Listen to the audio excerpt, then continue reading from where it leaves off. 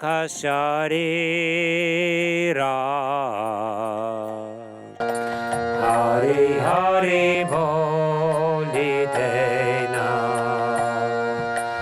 Yane Babinira Goranga Bolite Habe Polaka Sharira Hari Hari Bolitena Yane Babinira Arakabini Taichande Corona Hoibe Samsara Boshana Mora Habe Tuchahabe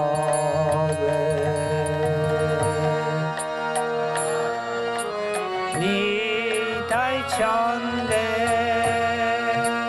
Corona Hoibe Samsara Boshana Mora Habe Tuchahabe Arakabeni Tai Chander Corona Hoibe Samsara Boshana Mora Habe Tuchahabe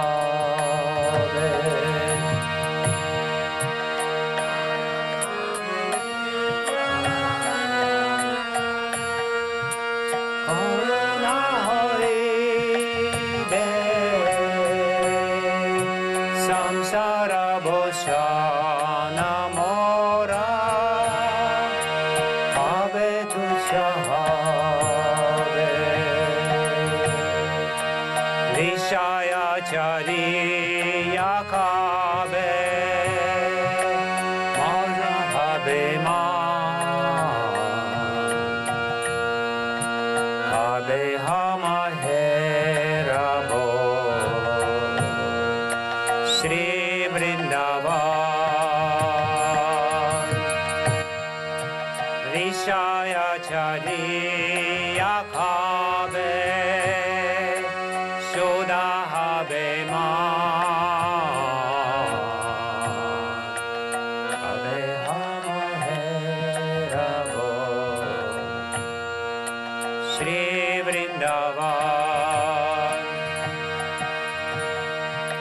Vishaya Chariya Kabe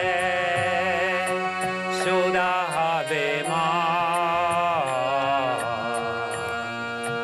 Habe Hama Herabo Shri Vrindavana Vishaya Chariya Kabe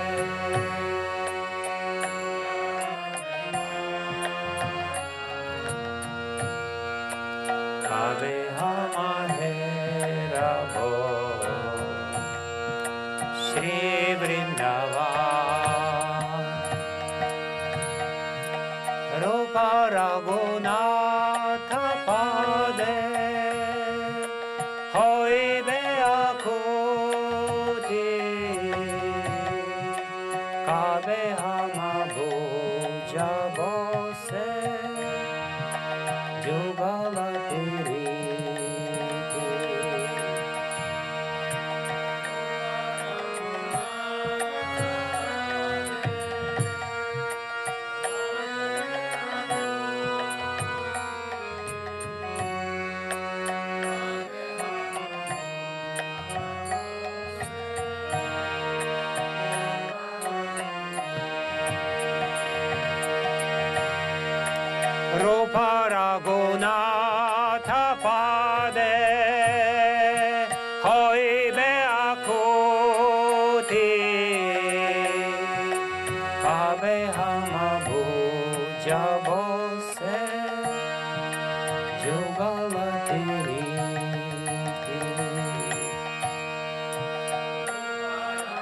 Natha Pade Oide Akuti Pade Amabuja Bose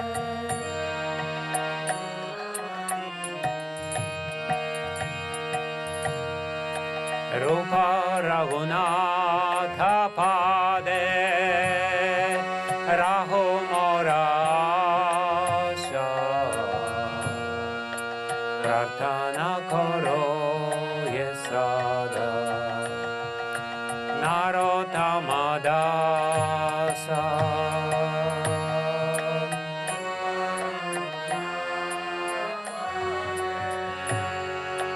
Raho Morasha Prarthana Koro Yesada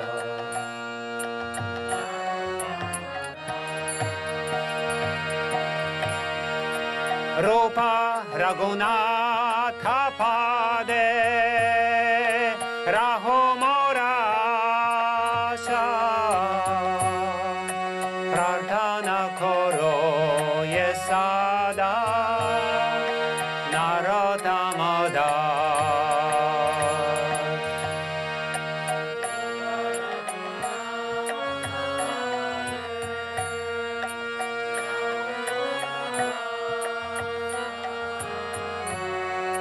Prarthana Karo Yesada Narottama Gauranga Boli Tehave Pulaka Sharira Hari Hari Boli Tena Yane Babenira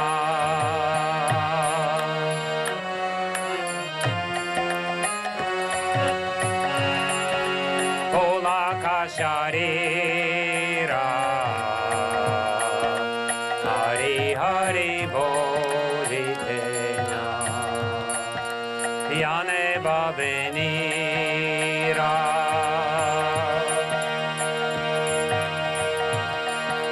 Gauranga Boli Tehave Pulaka Sharira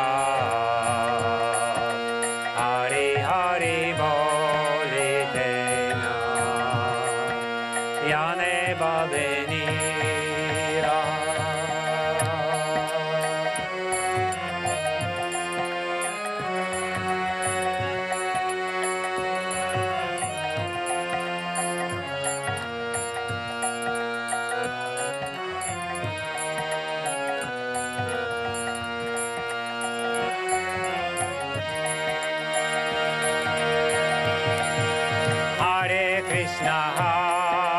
Krishna Krishna Krishna Hare Hare Hare Rama Hare Rama Rama Rama Hare Hare Hare Krishna Krishna Krishna Hare Hare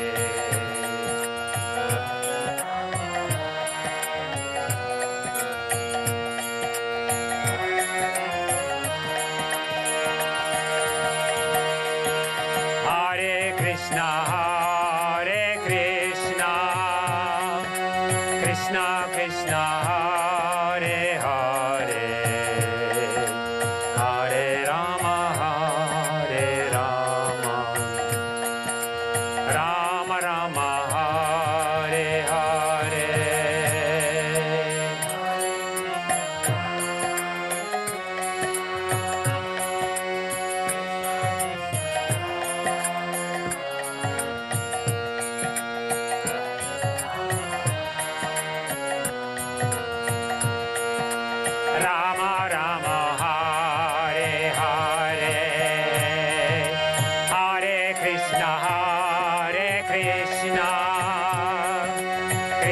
Krishna Hare Hare Hare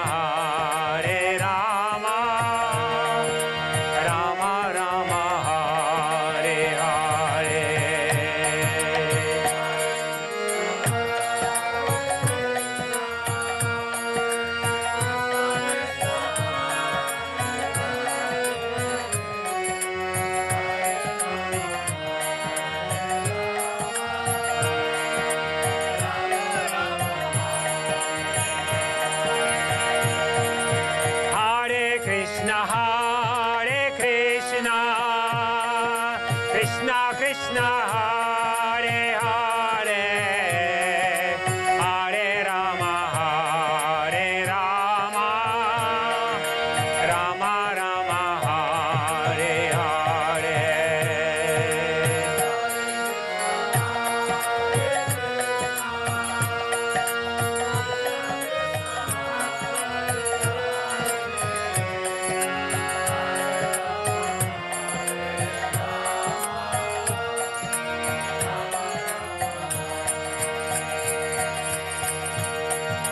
Radhe Radhe Govinda,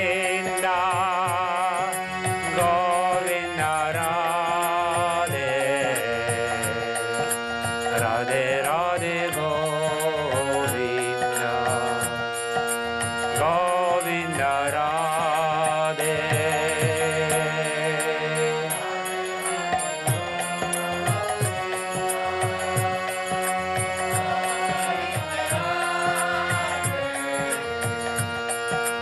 Radhe Radhe Govinda,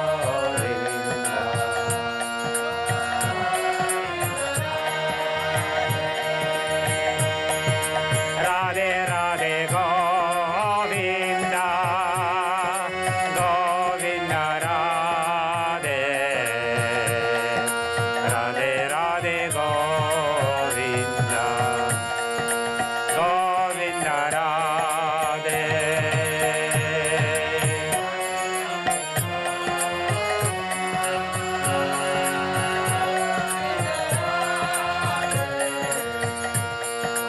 Radhe Radhe Govinda, Govinda Radhe, Radhe Radhe Govinda, Govinda Radhe, Radhe Radhe Govinda, Govinda Radhe.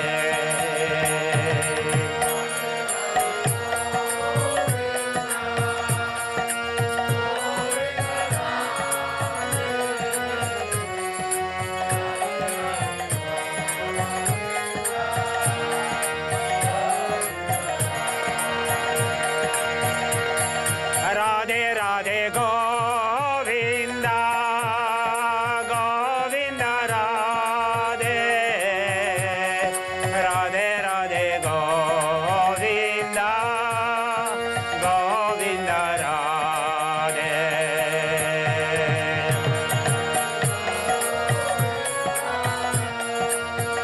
Govinda Radhe, Radhe Radhe Govinda, Govinda Radhe, Radhe Radhe Govinda, Govinda Radhe, Radhe Radhe Govinda, Govinda Radhe.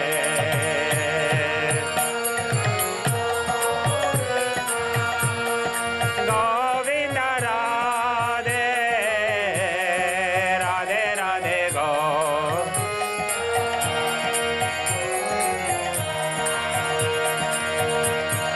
Hare Krishna,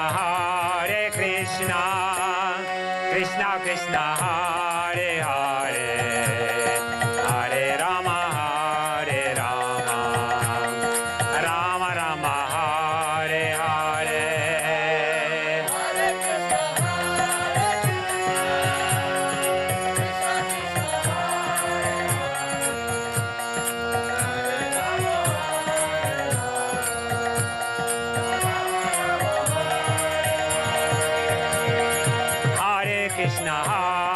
Krishna, Krishna Krishna, Hare Hare, Hare Rama, Rama Rama, Hare Hare.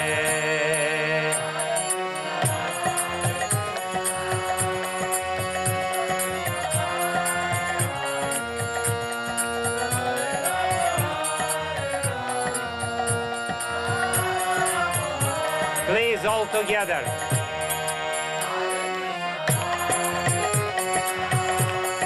Krishna Krishna, Hare Hare.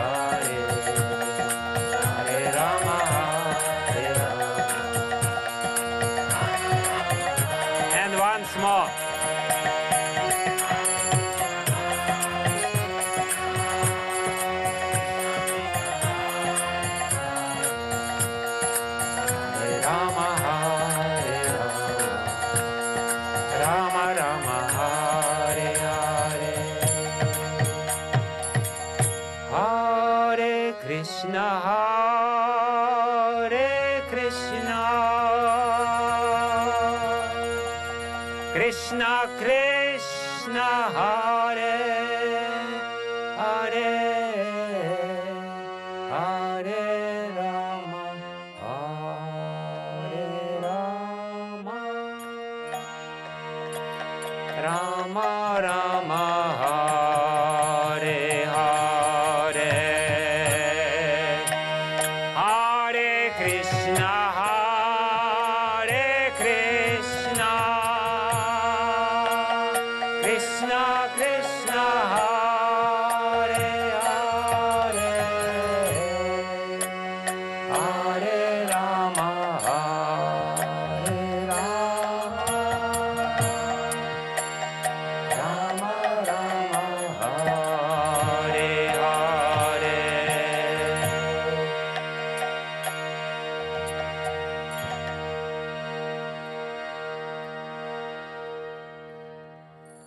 Jai Om Vishnupada Paramahamsa Prevarajikacharya Stotra Shata Shishimat Habai Charnaravinda Bhaktivedanta Swami Srila Prabhupada Ki Jai, Ananta Koti Vaishnava Vrinda Ki Jai, Samaveta Bhakta Vrinda Ki Jai. All glories to the assembly devotees, all glories to the assembly devotees, all glories to the assembly devotees, all glories to Shishi Guru and Gauranga, all glories to Srila Prabhupada.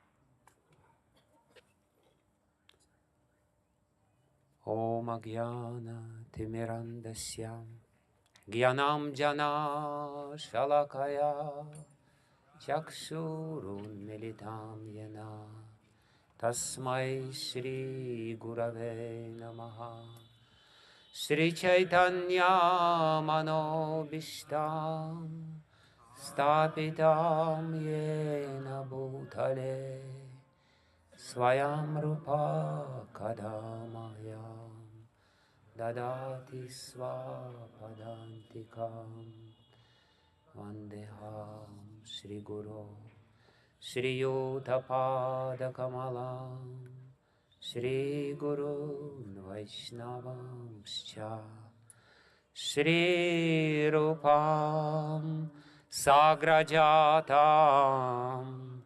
Sahagana Raghunatam Vitam Tam Sajivam Sadvaitam Savadutam Parijana Sahitam Krishna Chaitanya Devam Shri Radha Krishna Padam Sahagana Lalita Shri Vishakha Vidamscha He Krishna Karuna Sindho Dinabandho Jagat Pate Gopesha Gopika Kanta Radha Kanta Namostute Tapta Kanchana Gaurangi Radhe Vrindavaneshwari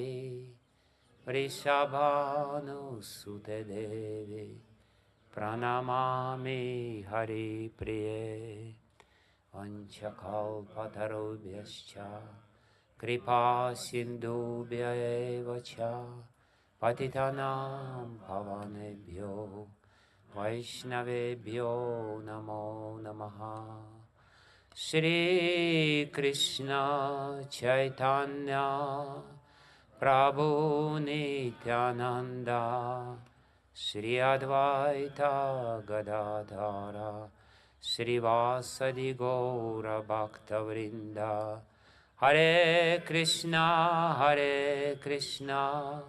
Krishna Krishna Hare Hare Hare Rama Rama Rama Hare Hare Hare Krishna Krishna Krishna Hare Hare Hare Rama Rama Rama Hare Hare Hare Krishna, Krishna Krishna, Hare Hare, Hare Rama, Rama Rama, Hare Hare. Namo Vishnupadaya, Krishna Prestaya Bhutale, Srimate Bhaktivedanta Swami Niti Namine. Namaste Saraswati Deve, Gauravani Pracharine, Nirvishesha Shunyavadi Paschatya Deshatarine.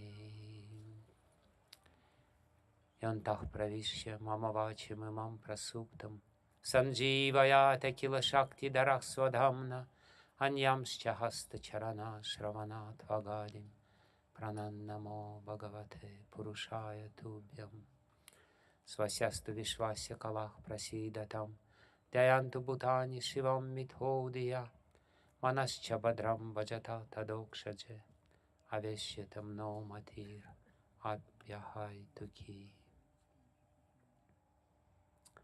Yam pravrajantam anupetam apeta krityam Dvaipayano viraha katara juhava Putreti tanmayatayo taravo binedus Tam sarva bhuta hridayam munimanatosmi.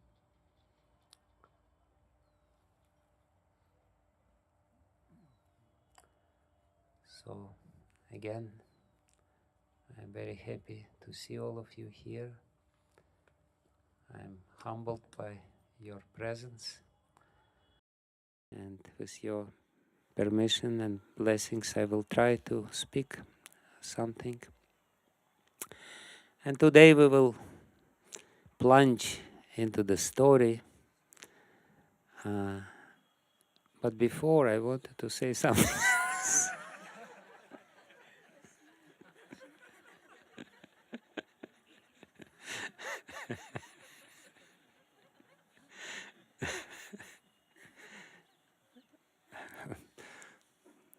Hysterical laughing. No, I've just a few words. For 3 lectures, we were trying to understand the principles of the science of Bhakti. Bhakti is a science. Srila Prabhupada was very insistent on this point. It's not just religion. There is a religious aspect in it, in the sense that it connects us with God. But there is a great deal of difference between common people understanding what religion is and Bhakti. Religion is usually adopted to fulfill our desires. It's ritualistic by nature, and it greatly based on the faith in miracles. That's a very prominent characteristic of any religion. In fact, miracles are supposed to be the proof of the existence of God. But Bhakti is not so much concerned with the miracles. Srila Prabhupada never wanted to prove the validity of Bhakti by creating miracles. He was very much against this approach. Bhakti is an experiential science which we should experience. And Srila Jiva Goswami very beautifully explained how it works, how very deeply in Srimad Bhagavatam specifically, but in other scriptures as well, but primarily in Srimad Bhagavatam, it explained what is happening with our consciousness when the consciousness unwillingly is turning towards God. As Srila Prabhupada says, unreasonable unwillingness. So how it was such a beautiful phrase of Srila Prabhupada. Totally irrational unwillingness to surrender to God. But this gradual process, not without problems, but it's a beautiful process. And if we understand the science behind it, we will be able to practice bhakti with much more depth and much more success.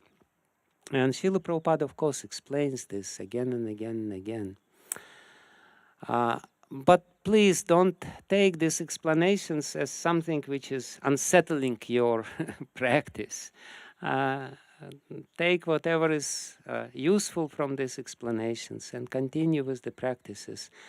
And today I will bring a very relieving message that whatever we do in bhakti is actually worthwhile, and at the end it will be successful. There is no doubt about it. So we started the story yesterday, how Akrura was called to Kamsa, and how Kamsa, completely trusting Akrura, amazingly, he had total 100% trust in Akrura and confidence that he is on his side. How Kamsa asked him to go to Nanda Gokul, to the village of Maharaja Nanda, and bring his two nephews, Krishna and Balaram. And today we will continue with the same line. And today's topic of this class is the 5 lessons of Akrura's life. 5 preliminary lessons which made his journey successful. The whole idea of this seminar, which we just started but hardly will finish, is that bhakti is a journey, and the finishing straight of this journey is exemplified by Akrura, but not only. All the preliminary practices we can really deduct from Akrura's life, and how ultimately our vivid meditation on Krishna will bear fruits, and Krishna, who is the object of our meditation, will come to us in person and embrace us and say, yes, yes, I'm here. You have been waiting for me for so long. So today we will speak about the 5 lessons of Akrura's life. And these 5 lessons illustrate the points which we discussed yesterday. The points of preliminary practice which prepare our heart for meditation and which make our meditation very deep, profound, and in the ultimate end successful. So let's chant a couple of verses from the 36th chapter of the 10th canto of Srimad Bhagavatam, where Kamsa is taking shelter of Akrura. Akrura was so successful in his service to Kamsa that Kamsa is actually asking him a favor, and he wants to take shelter of Akrura, as foolish as he is. So let's chant together. Atastvam ashritah somya. Atastvam ashritah somya. Karyagourava sadhanam. Karyagourava sadhanam. Yathendro Vishnumashritya. Yathendro Vishnumashritya. Svartham abhyagamat vibhu. Svartham abhyagamat vibhu. This is the 29th verse from the 36th chapter, and let's also chant the verse number 30. Gachananda vrajam tatra. Gachananda vrajam tatra. Sutav anakadundubheh. Sutaf hanakadundubhe asate tavihanena asate tavihanena rathenaya rathenanaya machiram rathenanaya machiram. So Kamsa speaks. Gentle Akrura, Soumya, he calls him Soumya, somebody who is very pleasing like the moon and who is pacifying all our anxieties. So Soumya, he says, gentle Akrura, I am depending on you. Atas, Tvam Ashritach, I am taking your shelter on you to accomplish this important task, just as powerful Indra took shelter of Vishnu to achieve his goals. And the next verse, Gachat Nanda Vrajam Tatra, please go to Nanda village, Nanda Vrajam, to Nanda Vraj, where the two sons of Vasudeva, Sutaf Anakadundubhe, are living asate, and without delay bring them here on this chariot. And he's showing him brand new chariot, golden chariot, which he specifically prepared as an offering for Krishna, and which he himself will never use as a prasadam. So that's the that's the two verses to introduce our talk about Akrura's life and Akrura's achievement.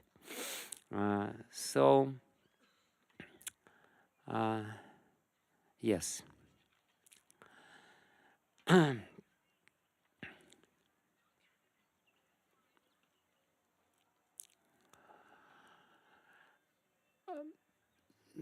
The meaning of the preliminary talks which were there yesterday, day before yesterday, and on the first day of our discussions is to try to understand how we can get out from the prison of our ego.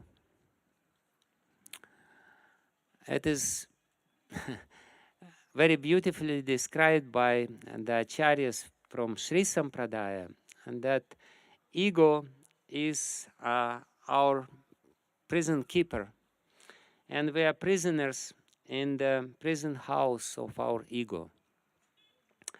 They say that Ravana is the manifestation of our ego, and the Sita is manifestation of our poor soul who is suffering in separation from Ram. And the cruel Kamsa is keeping her there as a prisoner. So we also can experience this in our life, in our practice of bhakti. We are trying to come closer to God. We are trying to remember about Him. But our ego always on guard and always bring us back to ourselves. Our ego always concentrates our thoughts, our intentions on ourselves. What I will get from it? What will be there for me? So we're prisoners of our ego. And the process of bhakti is the process of getting free from this by chanting the holy name. But the chanting has to be intense. It has to have certain quality which will ultimately destroy prisoner, our ego, which is very strong. So that's the point. And what we will see, and the similar metaphor can be used in relationship to the story of Akrura serving Kamsa. He voluntarily put himself in prison. When Akashvani, the voice from the sky, declared loudly, "Kamsa, you're a fool, you will be killed by the 8th son of Devaki. You are basically driving the chariot, and this chariot is the chariot of your death. When this Akashvani, the unembodied voice, declared this, Kamsa became outraged. He completely got rid of the remnants of decency, and he put his own father, Ugrasena, in prison. He put Vasudeva and Devaki as prisoners of conscience, and he became the ruler of Mathura. And at that time, all the Yadavas and Vrishnis, all the so-called relatives of Kamsa, they flee away from Mathura, knowing that they will also have the same fate as Ugrasena. They will also be put in prison, they will also be tortured, they will also be experiencing all kinds of sufferings. So all the numerous relatives of Kamsa, relatives of Krishna, descendants of Ugrasena, Maharaja Devaka, and everyone else, they all flee away. And the only one remained, voluntarily remained there, and that was Akrura. And we have to really appreciate his sacrifice and his courage.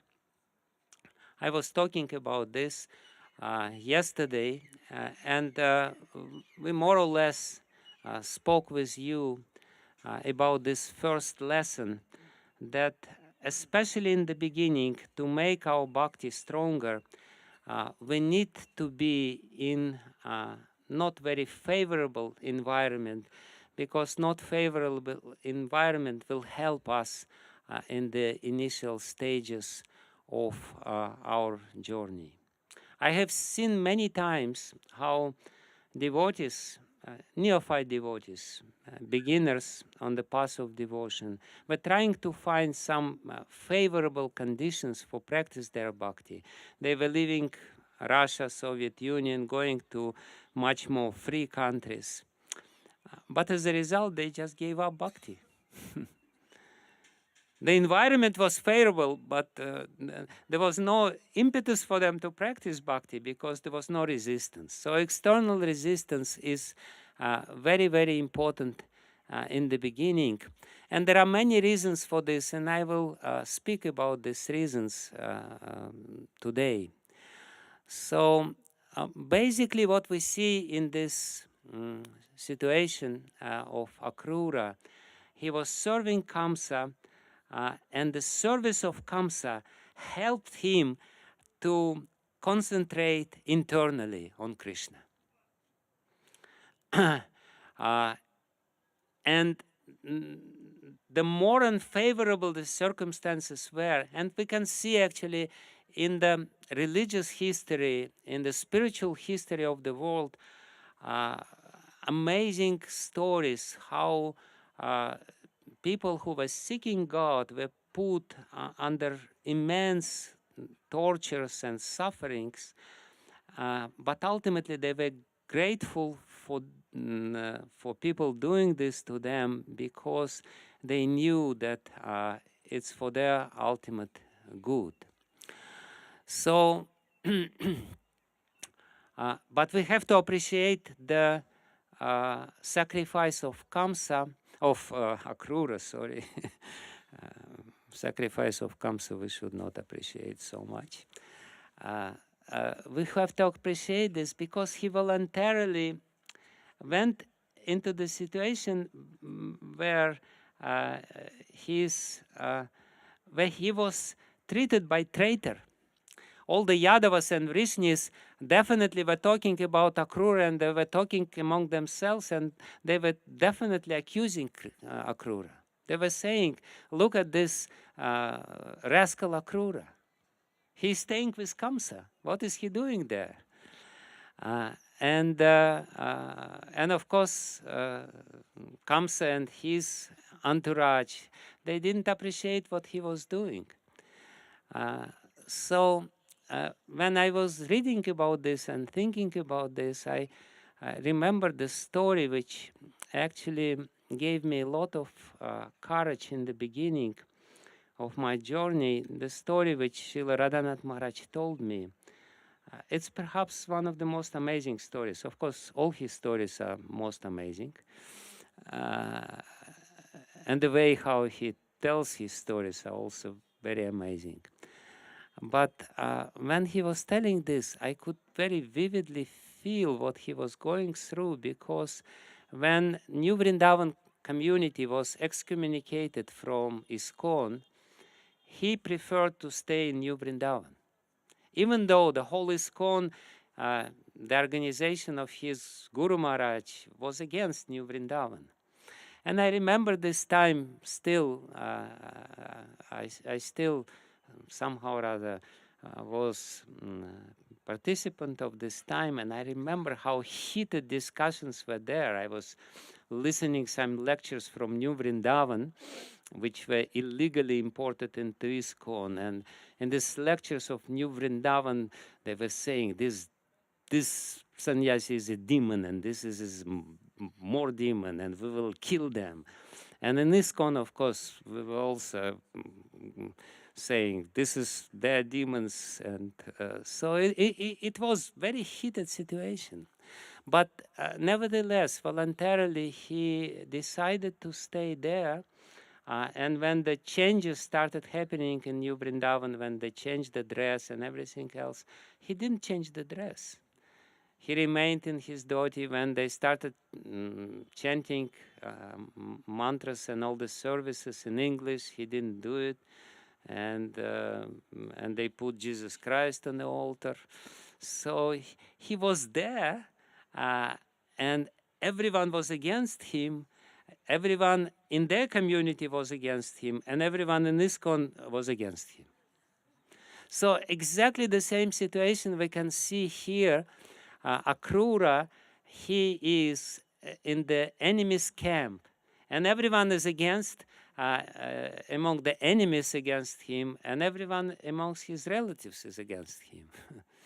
So he is there, but he knows that this is important. This is the way to retain the purity of my internal meditation. This is the way to become stronger. So that was the first lesson which we spoke about yesterday, how to make our devotion stronger. And one beautiful comparison is there when the little sprouts are there, when the seeds just give rise to the seedlings, to the sprouts. If you take the sprouts out in the sun, what will happen with the sprouts? They will die.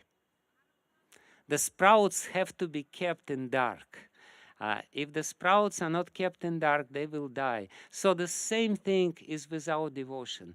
The initial period of our devotion has to be very secret and very internal, otherwise it will not help us.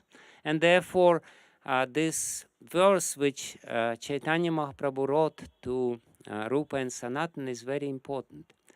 Srila Prabhupada translates, by your letters, he wrote just a few lines to Rupa and Sanatana. By your letters I could understand your heart. Therefore, in order to teach you, I sent you one verse which reads as follows. Paravyasanini nari vyagrapi griha karma su. Vyagrapi. Vyagra means tiger. So the lady who has some illicit love, paramour, she's doing her household duty as a tiger, with the intensity of a tiger.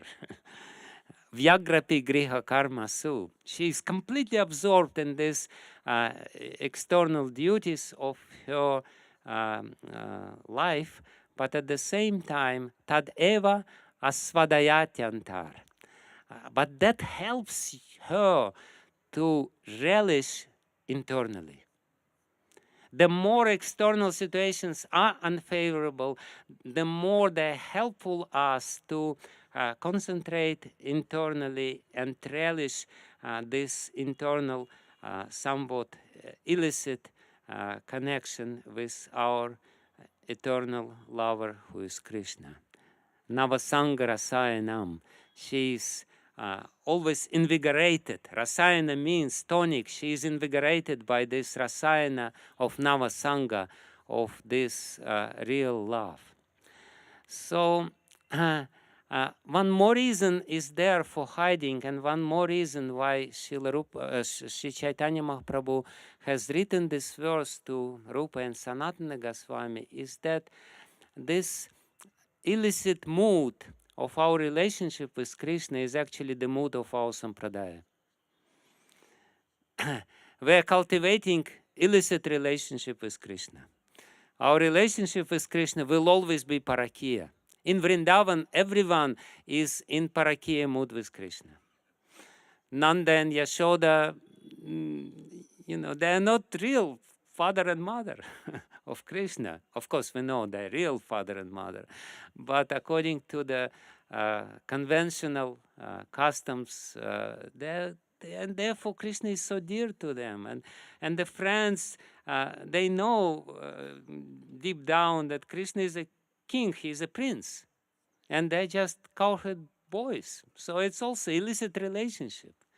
And of course, we should not speak about other relationship with young girls, which are totally, completely parakiya.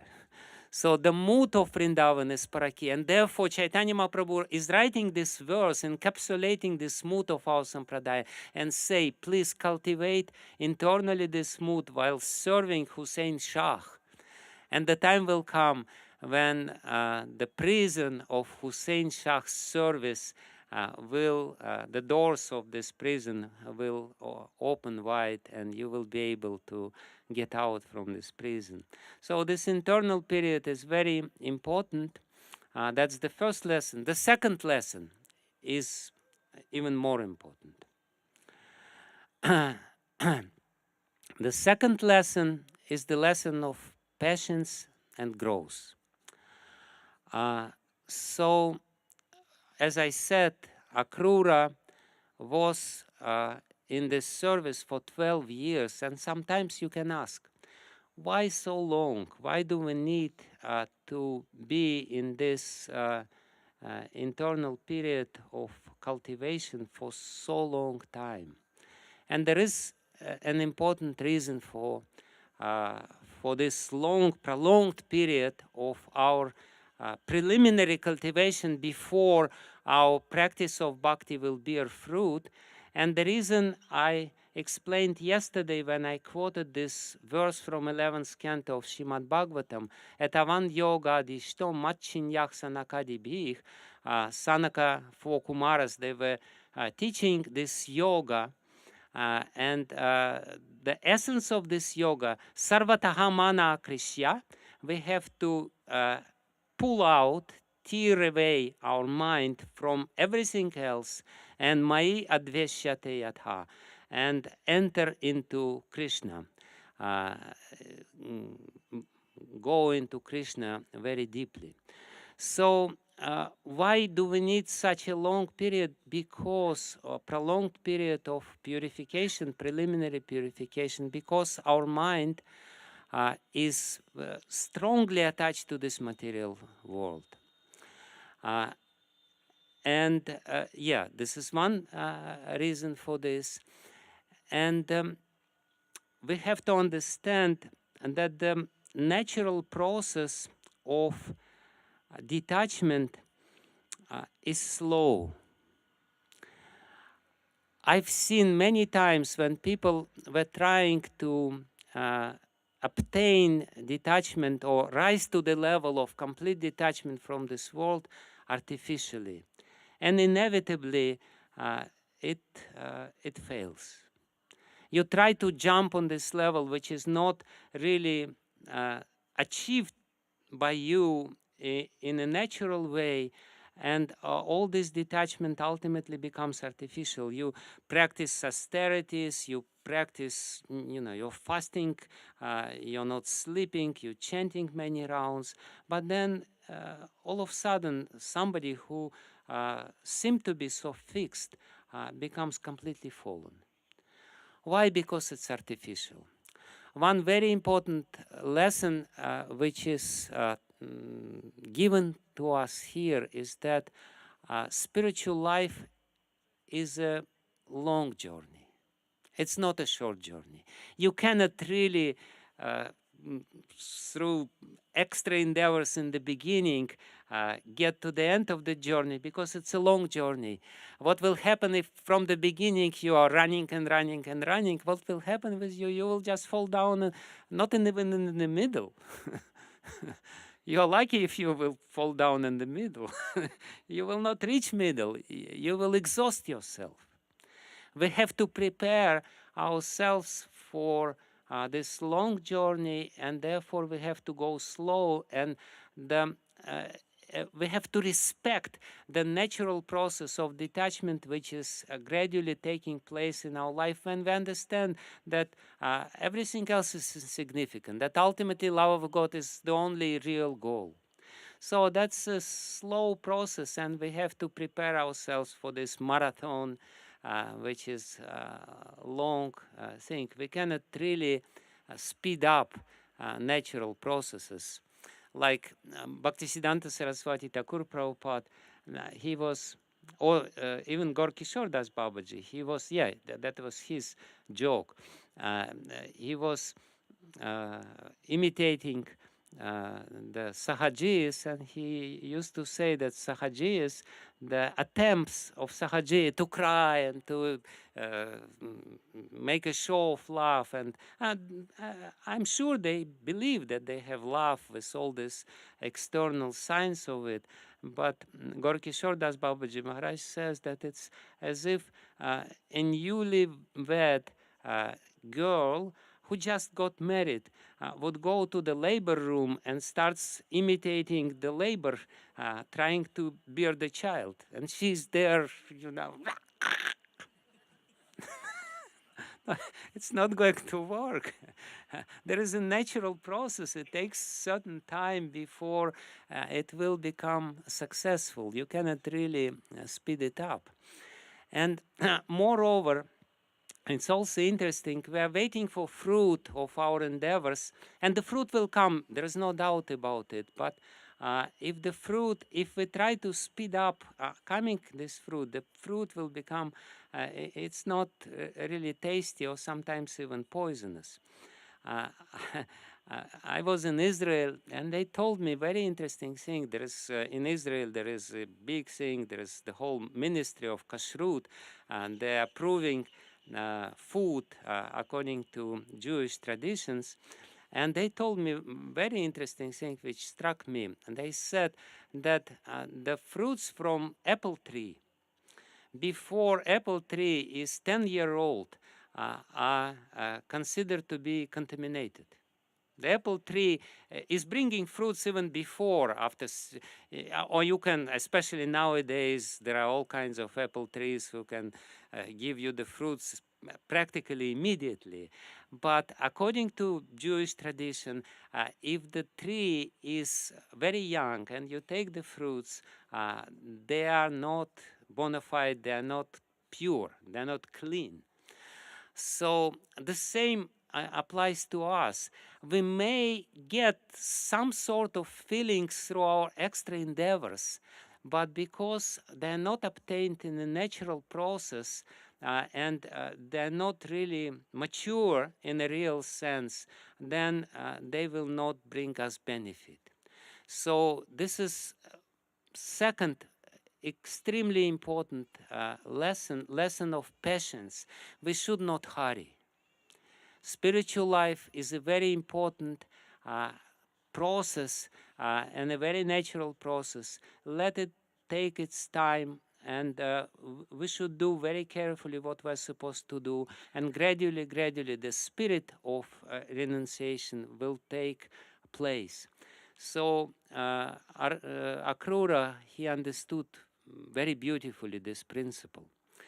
So basically the incubation period of our devotion, we all know that any disease, and we know that Bhakti is a contagious disease, isn't it? It's very contagious. And from the point of view of outsiders, it's a complete disease. So it's a contagious disease. But any disease, any infectious disease has incubation period before it really manifests externally in a proper way. So the incubation period of bhakti is 12 years. It's my speculation, sorry for but deriving this lesson from Akrura's life, we can say that 12 years is a good time, and there is astrological reasons for this too. 12 years is a very important period in astrology, because 12 years is the time which is needed for Jupiter, which is the spiritual planet or indicator of spiritual life, for Jupiter to make the complete circle, or to go the full zodiac. This is exactly 12 years how Jupiter works, and that has very important implications. We can see that Chinese calendar, there are 12 animals according to their understanding of zodiac, and that's all in connection with the movement of Jupiter. The planet of Jupiter is also in charge of our subconscious mind. So 12 years are necessary to create very deep impressions in our subconscious mind. And therefore, if we want to learn something very deeply, we require 12 years. Like for learning Sanskrit, you need 12 years to know Sanskrit perfectly. Usually the school education is 12 years. Pandavas were in their exile for 12 years. And they were preparing these 12 years, there were 12 years of preparation for the main battle of their life, and they were learning a lot and experiencing a lot. So this 12 years is very important, and Akrura is also teaching us that 12 years is a good time to change our subconscious mind. And if the devotee practice devotional service 12 years, he will remain devotee for the rest of his life. Usually devotees, neophyte devotees, leave devotional service before. The average life of a neophyte devotee, at least in Russia, is 7 years. But if they somehow rather try to do it for 5 more years, they will remain. No problem, because there is some very important internal process taking place, and your real understanding of spiritual life can only happen within 12 years. And therefore, Srila Prabhupada was preaching in the West only 11 years. He left his disciples just 1 year before that. And there were problems, as we know. But of course, there were many glorious people who remained and went through this lesson. So this is the second important lesson, the lesson of patience.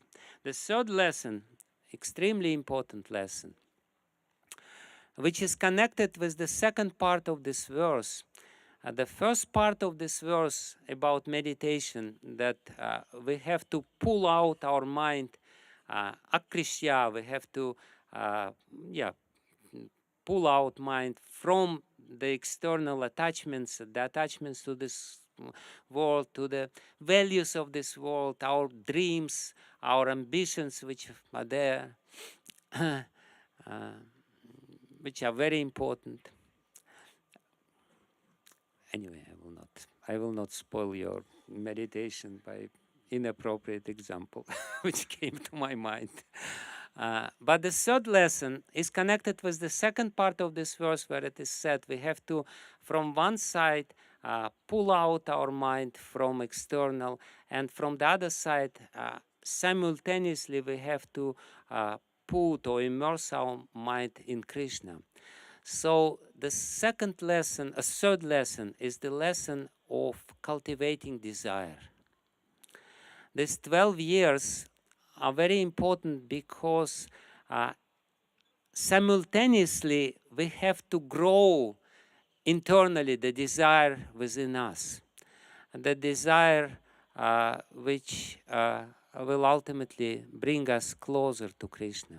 And in this connection, I wanted to tell you a beautiful story which you probably heard many times, but nevertheless, please bear with me because the story is extremely beautiful. That's the story about Shabari, the hunter woman who has become the disciple of Matanga Rishi. And by becoming disciple of Matanga Rishi, she ultimately achieved darshan of the Lord. That's also very important for us to understand the dynamic, because there are many similar traits in this story. So there are different versions of her life before she became disciple of Matanga Rishi. And one version, why she started her spiritual journey, was that her parents wanted to marry her, and because they were hunters, her father brought 1,000 goats and sheep to kill these goats and sheep on occasion of her marriage. She is from this hunter tribe, and they're definitely not vegetarian. Otherwise, why would they be hunters? So Shabari, there is a lot of preparation going on. They're going to this big Indian marriage, and of course everyone is excited. And Shabari is asking her father, why did you bring so many goats and so many sheep here? And he said, tomorrow we will kill all these 1,000 goats and sheep to make your marriage life very happy. And the whole night she couldn't sleep. She was thinking again and again and again, to make me happy, we have to kill all these innocent creatures. How is that proper? How is that my happiness should be based on the foundation of the sufferings of these innocent animals? And ultimately, she couldn't sleep. She couldn't really come in peace with this. And she ran away from home just in the morning of her proposed marriage. And that's, again, a very important lesson. Usually, in the beginning of our spiritual life, we understand that material life is based on violence. I don't know if you understand this, but it's very clear that in this material world, for you to become happy, you have to inflict sufferings to others. At least this is the common understanding. People are, they're talking about this. How is it Latin saying, lupus est? Homo homini lupus est. Lupus, yeah. Homo homini lupus est, which is, of course, you know Latin. It means that a man towards man is like a wolf. The relationship between people, they're very cruel, and material life is based on violence. And oftentimes, we become devotees because we want to escape the inevitable violence. We don't want to have anything to do. We don't have anything to do with this business of inflicting pain for me to become happy. So that happens with Shabari. That was very proper beginning of her spiritual life. And then there is another very interesting point of her spiritual life. She's a seeker. She's seeking for spiritual realizations, and she's going in the forest. And at that time in India, the forests were inhabited by spiritual people. And she's knocking in the doors of all these sages and saints who are living in the forest. And they open the door, and they see a young woman clad in a skin of an animal, because she's a hunter woman. And horrified, they would close the door and would say, "Get out of here. You are outcast. We don't want to have anything to do." So again, that's an important element of spiritual journey, because when we become devotees, we become outcasts. People become scared of us. And she was knocking and knocking and knocking, and nobody wanted to open the doors. But ultimately she came to ashram of Matanga Rishi, and Matanga Rishi saw her, and he didn't see the skin. How you call skin of huh?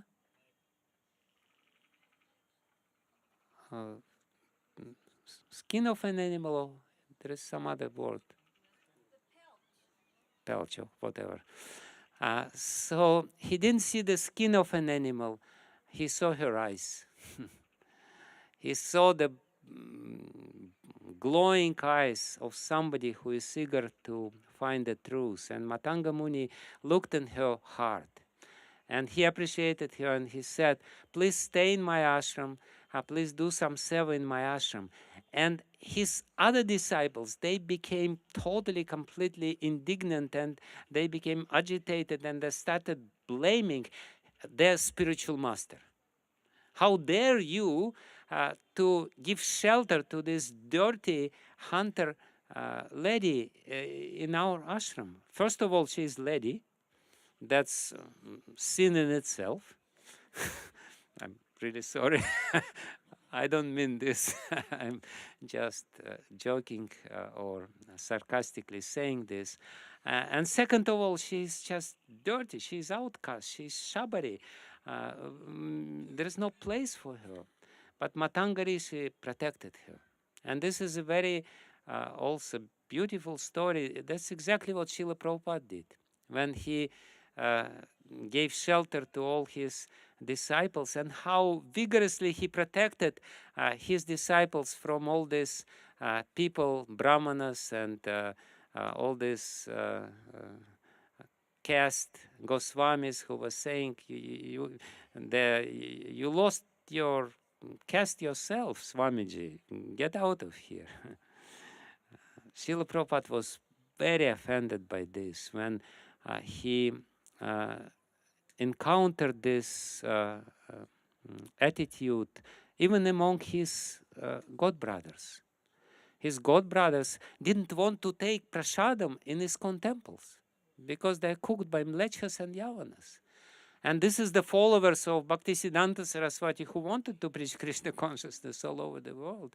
So this is again very important thing. You become the spiritual seeker, and then you're not really welcome into the folds of spiritual seekers, because oftentimes the religious organizations becomes very orthodox, very rigid, and very caste conscious. Unfortunately, we can see it's happening in ISKCON too. We become more and more intolerant to other people, and we don't really understand their inner motivation, and this intolerance is very bad. So Matanga Rishi gave her the service in his ashram, and for many years she was doing some menial service, and ultimately even his disciples kind of became little peaceful. Still they were despising her, but nevertheless they came in terms with it. But the most important thing happened when Matanga Rishi decided to go back to Godhead. He and all his disciples, he said, we're going back to Godhead, we're ready to this. And the airplanes from Vaikuntha came, Vimanas came, and he was ready to board this airplane from spiritual world. And Shabari said, what about me? Dear Guru Maharaj, will you take me to the spiritual world? And he said, no, you're not ready yet. Again, the same thing. You're not ready yet. You need more cultivation. You need more time. She said, what will I do? How will I continue my life? What will I do without you if you leave me? And at that time, he took the garland from his neck. And he said, this garland will never fade. And you please place this garland in a very prominent place in your cottage. And whenever you feel that your face becomes weak, look at this garland. This garland will remind you that I promised to you before leaving to the spiritual world that you will see God. This is my promise. And if you don't believe, look at this garland. This garland will remind you. It's still fresh. It's as fresh as my promise to you. This is my solemn promise.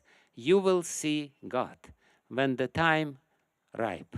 Just expect for him to come. Wait for him every day of your life. That's the process which he gave to her. He said, please do sadhana every day of your life, and your sadhana will be like this. Please, every day of your life, be ready to receive God in your cottage. And she was doing this for many, many years, for 12 years, or how many years, it's not really specified in Ramayana, but she was doing this. She was cleaning her hut, expecting that my Lord will come today. And she was cleaning the path, and she was taking all the thorns, and she was getting some fruits from the forest, and she was placing some water, fresh water from Pampa Lake, and she was sprinkling the water in the ground, and she was meditating. My Lord is coming, he's coming, he's coming. And sometimes, for so long time she is doing this and she is not coming. And naturally her face is becoming shaken. And at that time she again looks in the garland. And she says, my Guru Maharaj promised he will come. So she became crippled. She became totally emaciated. She became blind. But still, every morning she would wake up with this meditation. My Lord is coming. He is ready to give he will give me darshan today. And one day, sure enough, Ram and Lakshman are coming and they see this beautiful ashram and they see this clean path sprinkled with water and they see the flowers. And Ram is saying to Lakshman, why don't we go to see who is living in this ashram? And she's practically blind. And Lord Ram is coming to her and she's asking who you are. And he said, I am Ram. You were waiting for me. And Ram says, she says, yes, I was waiting for you. And of course, there is a somewhat contested story whether she gave him the fruits which she tried herself or not. Some people say it's not bona fide, so we will not repeat this part of the story. But this is not so important. The important part of the story is that she was not just patiently waiting, she was cultivating the eagerness, the desire to see the Lord, and meditating on Him every day of her life by doing the sadhana which was given to her by her Guru Maharaj. And ultimately, Ram asked her the question. By sitting in front of her in her cottage, Ram asked her, how are you doing? And she said, ultimately, did you reap the benefit of your penance and service of your Guru? And Shabari replied, the fruit of my penance is sitting in front of me.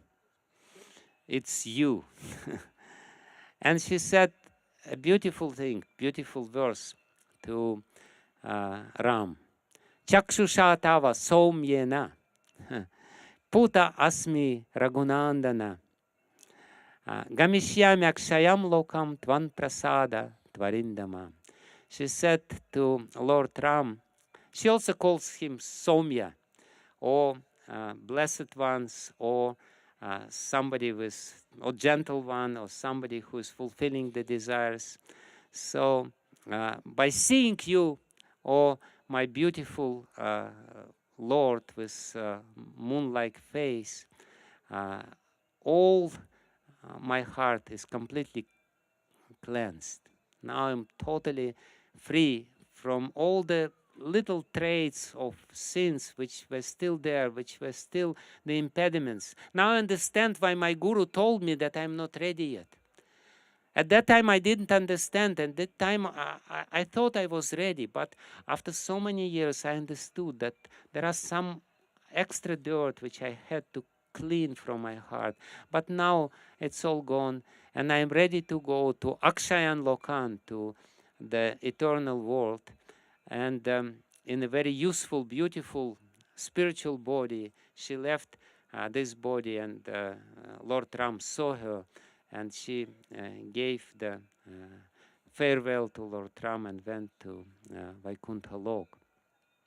So why I'm telling this story? Because we're talking about the third lesson. The third lesson is the lesson of cultivation, the desire. And very important element of this story is the promise of our Guru. When I was reading about this, I of course remembered that Srila Prabhupada promised to us, do this sadhana. This is the sadhana which you should do, but not mechanically. Do this sadhana by every day expecting that Krishna can come. Krishna may appear in front of you. Krishna may appear in front of you in his own original form. Krishna may come in the form of real spiritual name. At one point you will chant the Hare Krishna mantra, and it will not be usual Hare Krishna mantra. It will be very special Hare Krishna mantra with Krishna completely manifest in the sounds of the holy name. Hare Krishna, Krishna Krishna, Hare Hare, Hare Ram, Ram Ram, Hare Hare. So every day we should expect this. And at the same time we should look at the fresh garland which Srila Prabhupada left to us. The fresh garland is the garland of devotees, or whatever it is. He gave us the proof that bhakti works. What is fresh garland? What it symbolizes in this story, the fresh garland, which is unfading garland of Matanga Rishi, is the symbol of the eternal life which is there in bhakti. When we see how bhakti works, did you see how bhakti works? That bhakti is real. Did you experience it in, at least in other people? Please chant Haribol if you did. So this is the fresh garland. Look at the fresh garland, and if your face is shaken, look at this fresh garland. It works. Some people see Lord. Some people meet him. Some people are completely ecstatic. Even if it doesn't happen with you, please be patient. And every day of your life, continue chant Hare Krishna, Krishna Krishna, Hare Hare, Hare Ram, Ram Ram, Hare Hare. Srila Prabhupada promised to us. So Krishna will come, because Krishna cannot really do anything which is... Krishna will fulfill the promise of Srila Prabhupada. He cannot dare to do something which Prabhupada would not approve. So that's definitely his. So this is the third lesson, the lesson of cultivation of desires. This is our sadhana. The sadhana, the essence of sadhana, to cultivate desire every day. He's coming, he's coming. He's the fruit of all my austerities and my service to Guru. What we're talking about, the preliminary purification of our hearts through surrender. And by doing this sadhana, we're surrendering to the will of our Guru, and we have implicit faith into the process which he gave to us. The fourth lesson, there are only 2 lessons left, which we still have to learn from Akrura's 12 years of exile in Mathura, before he could go directly to Vrindavana and see Krishna. The fourth lesson is very important lesson. This is the lesson how to increase desire. Of course, I did already say what is the method of increasing desire. The method of increasing desire is, of course, to do sadhana with this goal that I'm cultivating, I'm doing this sadhana, I'm practicing the sadhana which is given to me by my spiritual master with this idea to increase my desire, make my desire very strong. And Akrura very beautifully will say about this in the 14th verse of his meditation on Krishna in this 38th chapter, which we didn't start yet, but we will start tomorrow. Very beautifully Akrura says, Tvam tvadyanunam mahatam gatim gurum trailokya kantam drisiman mahotsavam rupam dadhanam Shriya ipsitas padan draksye mamasan ushasah sudarshanaha. Please listen what Akrura says. Today I shall certainly see the Lord, who is attainable by great devotees and gives instruction, who is the joy of all people having eyes, who is most beautiful in all the worlds, whom even Lakshmi desires as her shelter. Now all the mornings of my life have become auspicious. What does it mean now all the mornings of my life have become auspicious? Why he speaks about mornings specifically? Because morning is the time for what? Yeah, yesterday one very clever lady said, I will chant Kam se kam solamala Brahma Muhurte. So here he specifically says Ushasha, Ushasaha. Usha means sunrise. Usha means the time before sunrise. Usha means dawn, right? Dawn? Yeah. So he says now, all the mornings when we get up early in the morning and it's still dark and still we chant very meticulously the holy name, ultimately they will become auspicious. They will bear the fruit all these mornings. Hare Krishna, Krishna Krishna, Hare Hare. Hare Ram, Ram Ram, Hare Hare. So he's stressing the need. I was listening to one lecture and somebody, the Kathakar in this lecture, he said, why Brahma Muhurta is called Brahma Muhurta? Why it is called Brahma Muhurta? Because it's Muhurta when you can meet with Brahma. Brahma doesn't mean four-headed Brahma. Brahma means God. Brahma means Brahman. So it's called Brahma Muhurta because it's his Muhurta. It's the time which is specifically dedicated to meditation on him, and it's a very important element. The meditation should be done in a proper way in early morning, ideally while sitting. I know some people have habit of chanting while walking. It's okay, it's not prohibited, but one very wise devotee with a lot of experience, he said, when you chant while walking, it's just for you remembering. It's just for you not forgetting God, but the real meditation takes place when you sit, when you have proper posture, and therefore Srila Prabhupada says, sit properly in this famous japa tape. So sit properly. It's a scientific process, and the chances for us to purify the heart by doing this are more if we qualify ourselves by doing the process meticulously right. And Srila Prabhupada in one lecture, there is a beautiful lecture of him where he explains that this cultivation of desire is the most important qualification to see the Lord. And Prabhupada gives a very funny example. He says, sometimes, so people, they sometimes say, can you show me God? Have you seen God? These questions sometimes we meet. So the answer is here. Yes, you can see God. Everyone can see God. I am also seeing God. Prabhupada says, I am seeing God. He's using present continuous. I'm seeing him now. But there must be qualification. And then Prabhupada gives a very beautiful, actually, and little funny example. He says, suppose you have a car, and suppose there is something wrong with your car.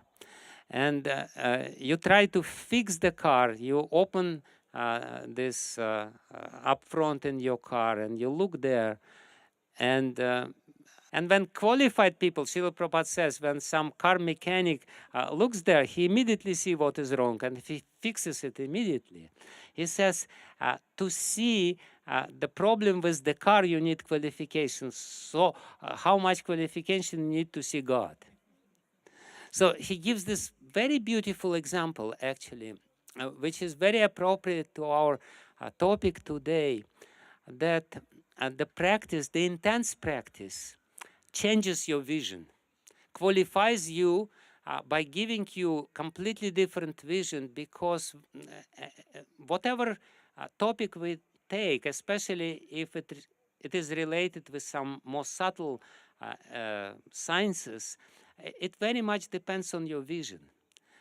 We have one astrologer, eminent astrologer here now, and you may learn astrology superficially by reading the book, but your vision of the chart, of the horoscope, will be completely different from the vision of somebody who has a lot of experience. You will see the same signs, but he will see the complete picture and he will see much more depth in it, which you will never be able to see. And if you don't know astrology at all, you will look there, so what? So, or if you're a doctor, if you're a good doctor, you look at the person and you immediately can diagnose him. You immediately know what's wrong with him by some very subtle signs which are there in his body or whatever. And if you're a layman, you don't see these signs. So Prabhupada explains this very beautifully. You have to change your vision to see God. And how to change your vision? To change your vision, you should do proper sadhana with this desire to develop very strong desire internally, and then you will be able to see God. And Srila Prabhupada concludes this explanation. So, if for a machine we require so much qualification, and we want to see God without any qualification, just see the fun. That's very Prabhupada's, just see the fun. Prabhupada say, without any qualification, rascal. They are so rascal, so fool, that they want to see God with their nuisance qualification. They inquire like, can you show me God? What qualification do you have acquired that you can see God? Here is the qualification. Tachradhanana munayo, Srila Prabhupada, he quotes this verse from the second chapter of the first canto of Srimad Bhagavatam, from the very beginning of Sutta Goswami explaining Tachradhanana munayo jnana vairagya yuktaya, that you can see God through the lens of your face and your desire, because Shraddha doesn't mean just face. Shraddha means respect to the past, understanding the past, and very ardent desire or taste for the past, understanding how high is the process of bhakti. And then Prabhupada tells this funny story about the thief who wanted to take the ornaments of Krishna, and because he heard somewhere that Krishna is working with very valuable ornaments, and he came to Vrindavan And he was always looking, where is Krishna, where is Krishna? And his desire was growing and growing and growing. I want to see Krishna. And Krishna, sure enough, showed to him, and he saw Krishna. And he saw the beautiful ornaments, and he asked Krishna, dear boy, can you give me these ornaments? And Krishna said, no, I cannot give. Mother Yashoda will chastise me if I give you the ornaments. And then he looked at Krishna and he said, okay, I don't need ornaments anymore. My dear child, I saw you. So Prabhupada tells this story. So what I want to say is that this verse, which is explaining the essence of meditation, the science of meditation, very preliminarily, it says that you have to withdraw your mind from external and you have to place your mind in Krishna. And this is why you need 12 years, or at least 12 years, for this internal cultivation. And then you will have Krishna Bhakti Rasa Bhavitamati, Kriyatam Yadi Kutopi Labhyate, because you will pay the price. Tatra lolyam api mulyam ekalam. The price of this mulyam is only lolyam, only very ardent desire. And then the last lesson of Akrura's life, his preliminary life, is that what is another reason why he wanted to stay in Mathura? He definitely was thinking about seeing Krishna. This is what explained by Sanatana Goswami, who is glorifying Akrura.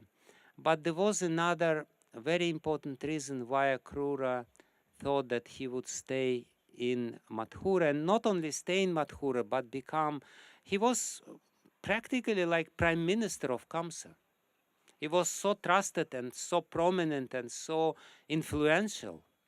Why do you think he wanted to stay in Mathura? What is another reason? Yeah, he wanted to help Devaki and Vasudev. He knew that if he will be in the influential position, he will be able to soften their terms of imprisonment, or he will be able to talk out Kamsa from some crazy things which he was doing. So he was purposefully serving Kamsa to help the devotees. And that's another extremely important lesson for us, that we can only please the Lord if we want to serve the devotees. When we serve the devotees, the Lord is automatically pleased, and he will not be able to resist our desire to serve him. So the important preliminary, again, practice to purify our heart is to serve the devotees of Krishna. And of course, he did serve in many, many occasions Devaki and Vasudeva. And I wanted to tell you a beautiful story. Your patience is completely now rewarded.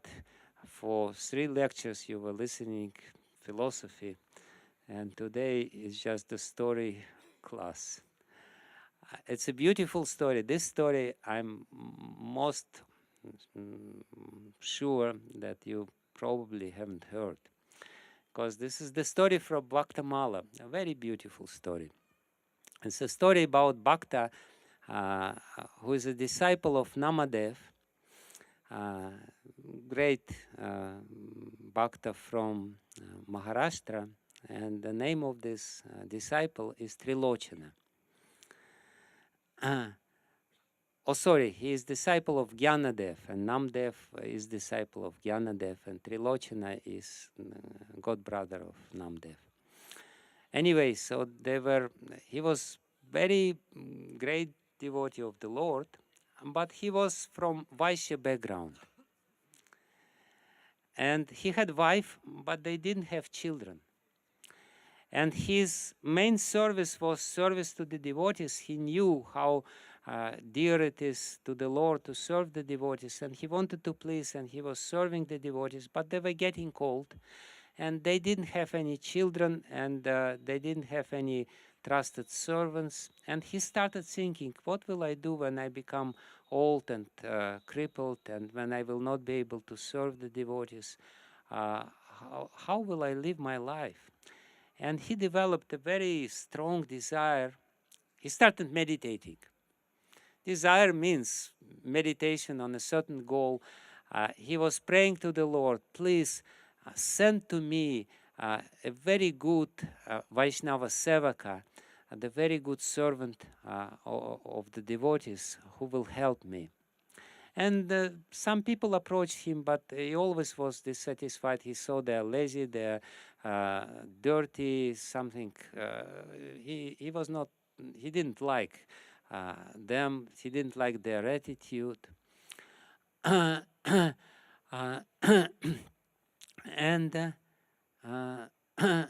and then his lamentation, his desire became even more desperate because it was coupled with lamentation. I'm getting old, my wife is getting old, and the suitable helper is not coming to us. And what will we do? How we will continue our life? My life is coming to an end. And he was very rich. So ultimately, Krishna himself decided to become the proper sevaka of the devotees of the Lord. He thought it's a good idea. He is looking for a good sevaka of Vaishnavas, and I'm doing this anyway. So let me approach him, and maybe he will hire me for this service. So he became a boy of 15 years old, and he put on a rag and him, some clothes of a poor man, and he knocked at the door of this Trilochan.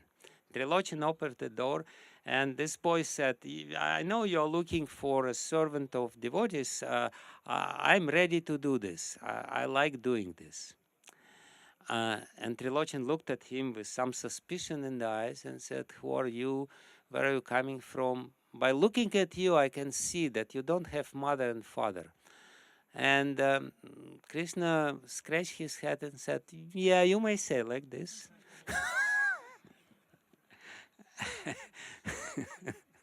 So, and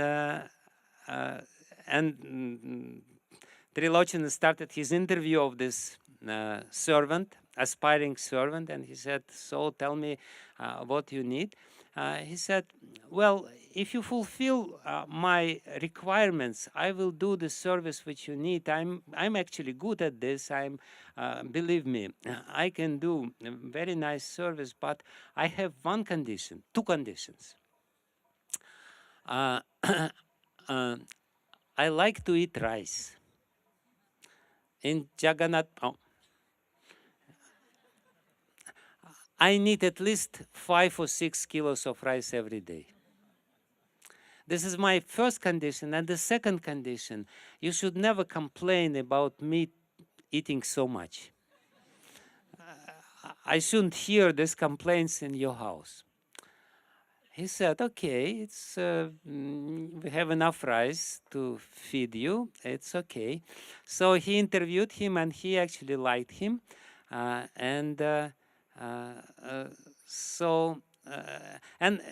This boy said that people usually get annoyed with me and very upset with me because I eat too much, and they don't want to feed me properly. Therefore, I'm ready to serve them, but it usually doesn't last long because they don't feed me properly. So now you know how to serve the Lord. 5 to 6 kilos of rice at least. It is actually Shastric statement. It is said that if you're serving shalagram, for every shalagram you need to give 1 kilo of rice every day to shalagram. And if you don't do this, shalagrams are not really happy. I'm trying to institute it in my altar, but it doesn't work. But Krishna is very strong. He's saying, and Trilochan asked you, what's your name? He said, my name is Antaryami. Okay, so Antaryami started serving, and this Antaryami said to him, actually, I'm anyway serving these devotees all my life. This is the only thing which I'm doing. So I'm ready to become your devotee. And they started to live together, and this Antaryami proved himself to be the ideal servant, and Trilochana was so happy with him. He was extremely happy. Whoever would come, whatever Vaishnavas would come to Trilochana's house, he would massage their feet, he would serve them so nicely, he would, this Antaryami, he would fan them and he would feed them. So everything was very nice. And for 13 months, Krishna was serving in the house of Trilochan to all the Vaishnavas. To prove this point, Krishna is doing this lila to prove this point, how important it is for him, service of Vaishnavas. And then after 13 months, one lady neighbor came to the wife of Trilochan, her friend, and she saw the wife of Trilochan a little tired and little sad, and she asked, what happened?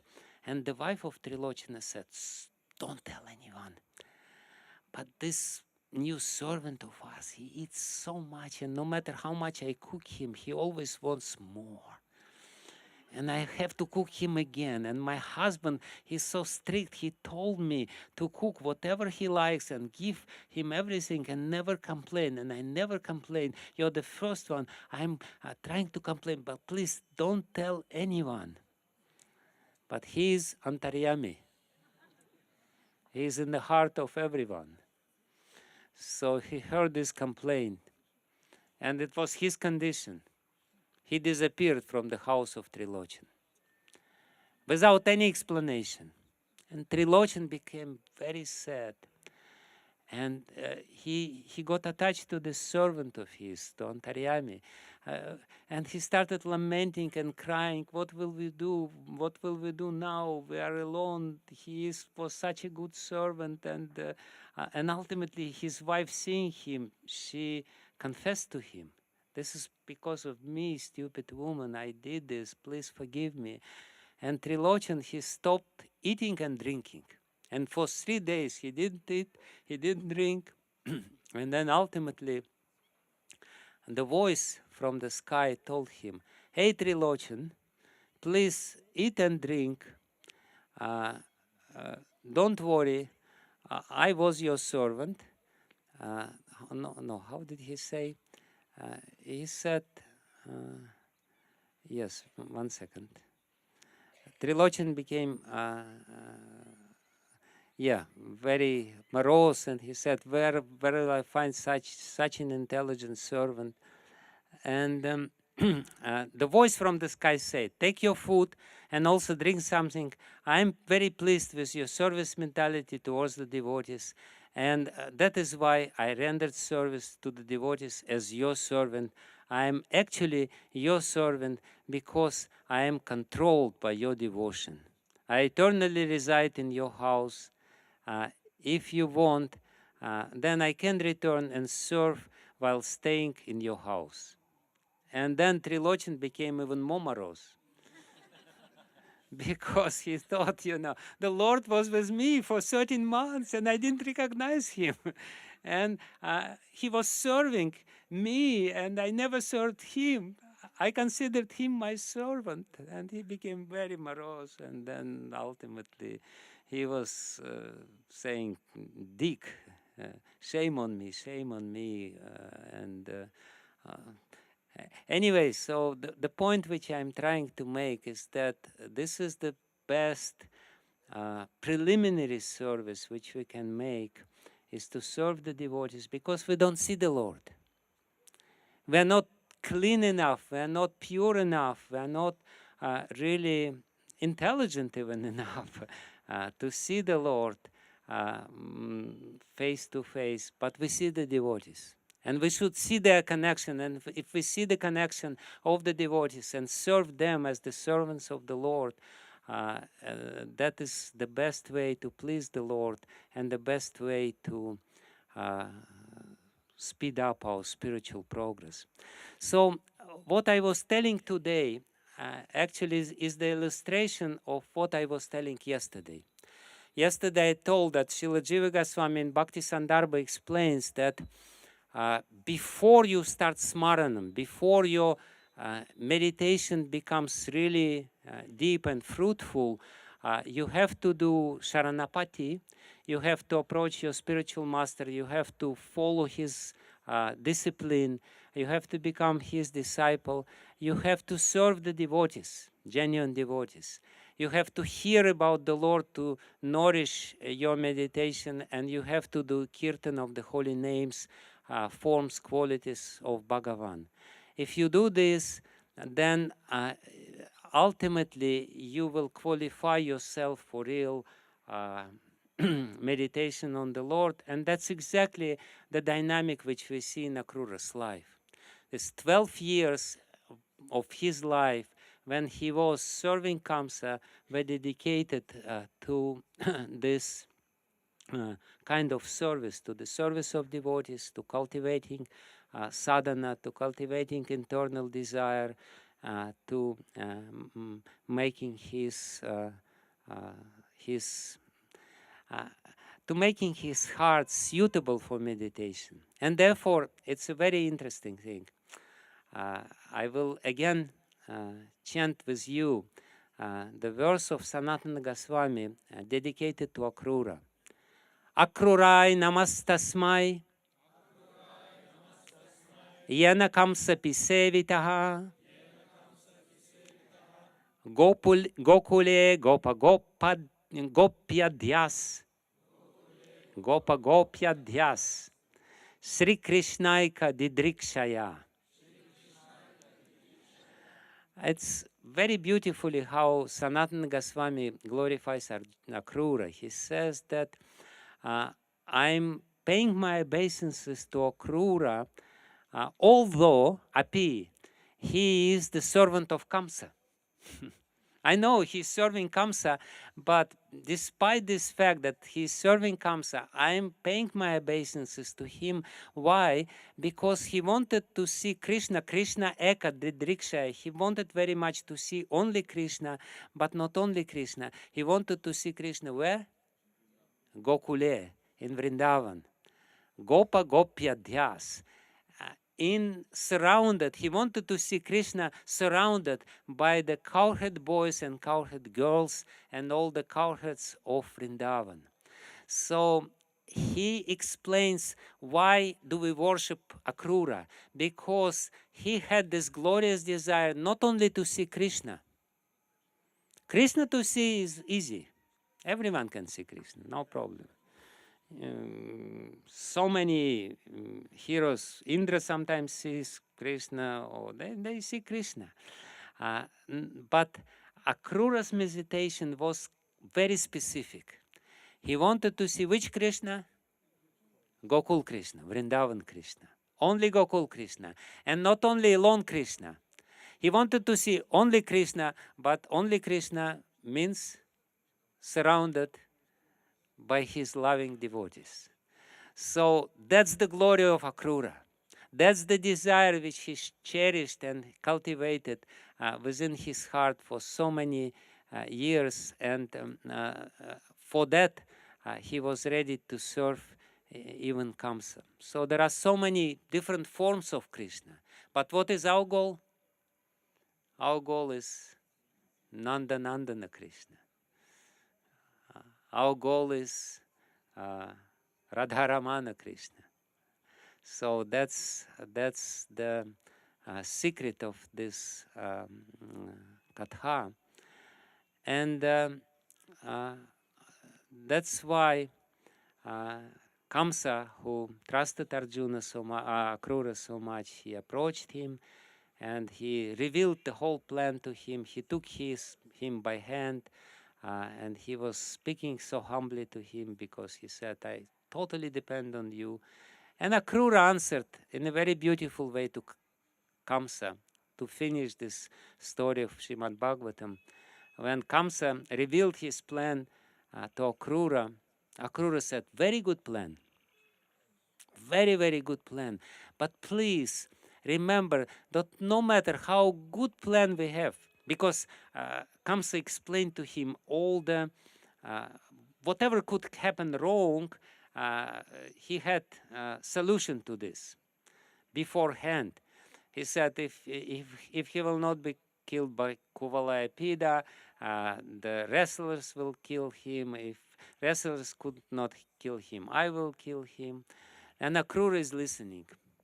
Akrura is sitting, and Kamsa is very emotional. He's sitting there, Akrura just in front of him, and Akrura is listening to him, and he says, yes, Kamsa, very good plan. Very detailed plan, strategic plan. Strategic plan. But you know, sometimes even good plans are not fulfilled. Even the good plans sometimes fail. Are you prepared for this? He said, actually, you should be prepared that even the good plan will not be fulfilled and it may fail. And you should be prepared for this and be composed, whatever will happen. So basically, Akrura says, yes, very good plan, but it's not going to be fulfilled. Kamsa, please be prepared for this. So he says, one make a very great plan with his fertile brain, but he must know that he will be subjected to the fruits, misery, and unhappiness. But I have nothing to do. I have nothing to say against your proposal. Very good proposal. So I will go tomorrow to Vrindavan and bring Krishna and Balaram here. So that's the beginning of our story of Akrura's journey. He was very pleased with the order received from Kamsa. And tomorrow we'll start the story, and our seminar will culminate with this.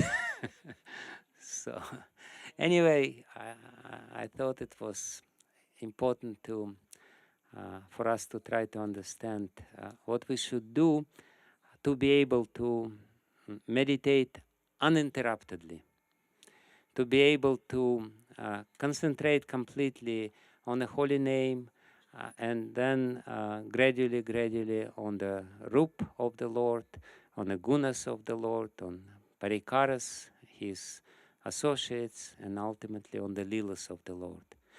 That's the process. And today, in these 5 lessons, we learned the 5 preliminary practices necessary to achieve this, to qualify ourselves to ultimately do this. So, thank you very much, Hare Krishna.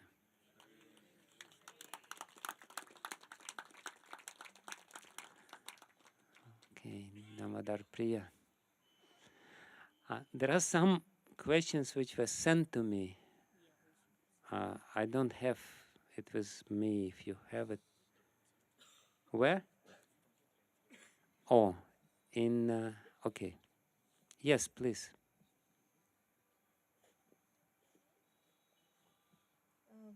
Yesterday or the day before yesterday, you were speaking about left brain and right brain. And today also you said that if in the beginning you just run and run, then you won't actually achieve spiritual result. In the same time, what I see in practice that often administrative leaders inspire devotees, beginning devotees, to organize such a running competition, kind of, maybe not competition, but to run in the very beginning of their spiritual life and to achieve some tangible results in pursuit of some projects. So how do you see the solution of this situation?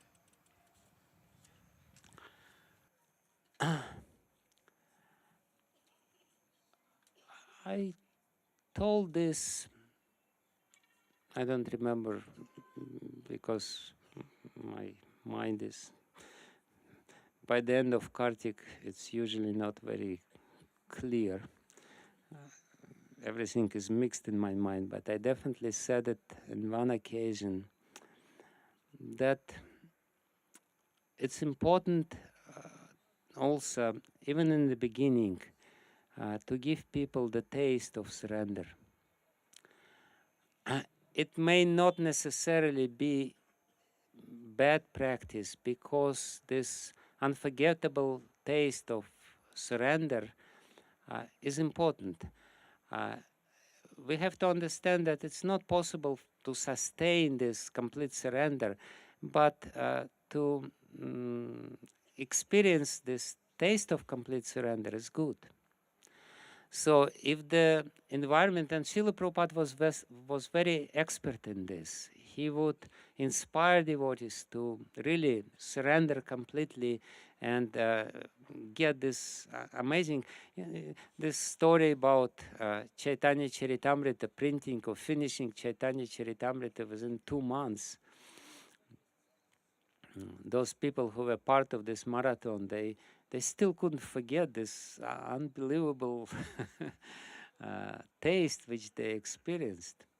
And I heard Devamrit Maharaj, who was a part of this marathon, he says that at the end, when they ultimately, within 2 months, they brought these volumes of Chaitanya Charitamrita, which was practically unbelievable. They came to Vrindavan, they offered this to Srila Prabhupada.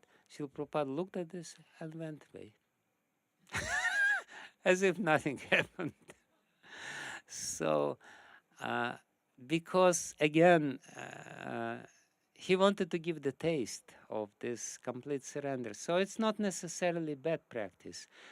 If you in constant marathon, then it's mismanagement.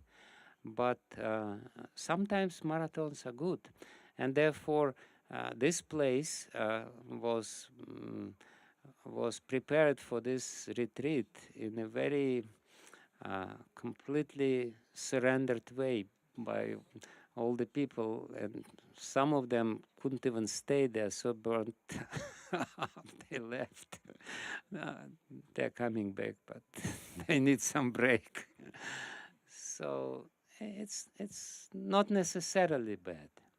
But if they're good managers, they can understand that there are some limits of this, and different people have different capacities, and they have to understand also the natural way of developing devotion. But to have some extreme situations is not bad.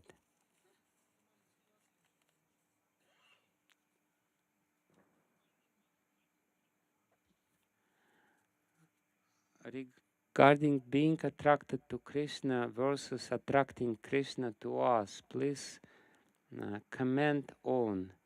Do not try to see God. Act in such a way that God will want to see you.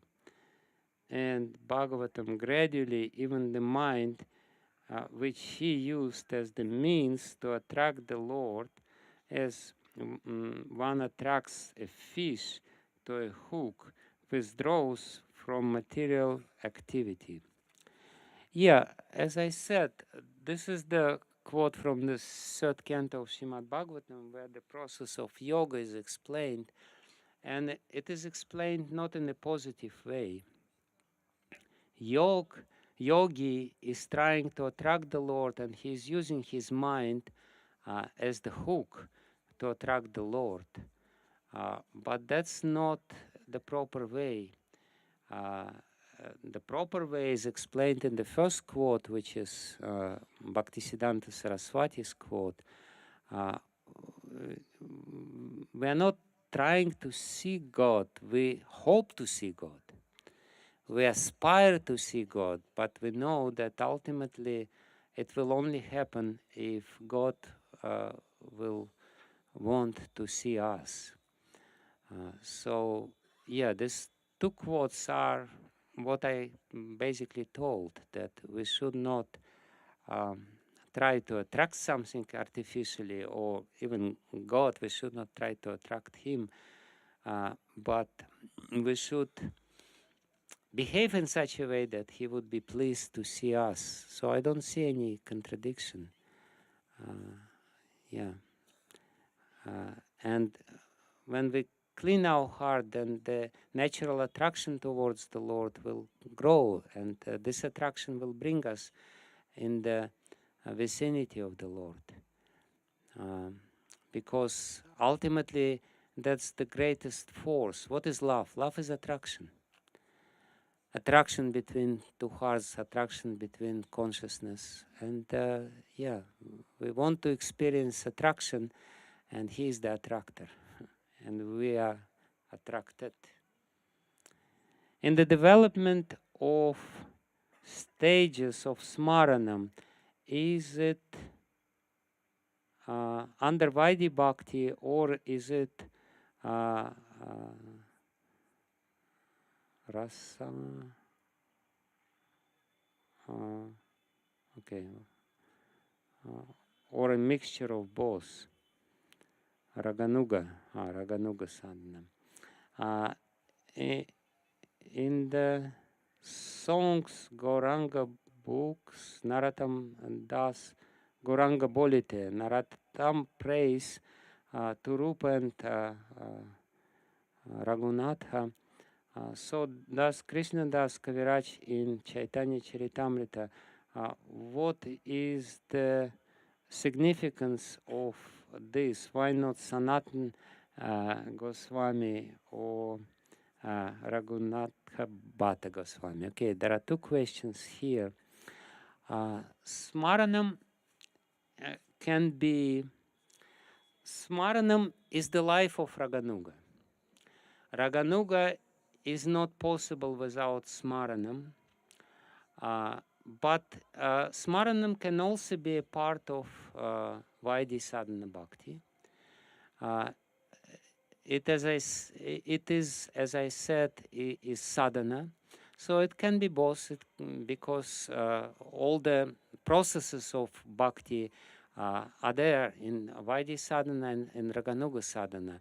The difference only in motivation, in mood, and in qualification.